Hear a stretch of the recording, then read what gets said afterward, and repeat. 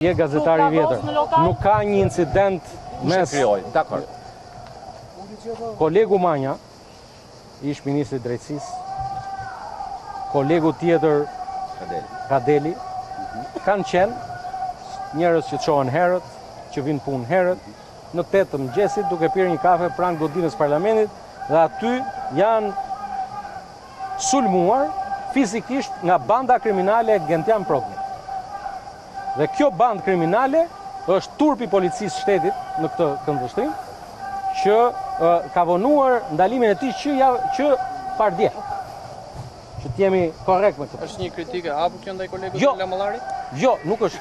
Kolegu Lamallari është kolegu im, por këto raste duhen proceduar në mënyrë me njëhershme. Ju duket normale protestuesi që u plagos në ambientet e lokalit e më pas u arrestua, ju duket normale arrestimi me dhunë një protestuesi dhe në plagosin e tij? Unë jam këtu për të mbrojtur policinë e shtetit, e cila është sulmuar në mënyrë të padrejtë nga një bandë kriminale dhe ke 3 punonjës policie të gjakosur.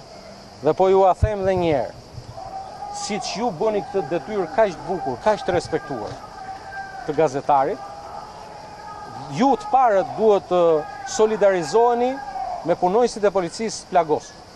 Gjaku i punonjësit policisë është gjaku i shtetit. Po do erdhi gjak një punonjës policie, po rrjedh gjak shtetit. Dhe prandaj ju lutem shumë.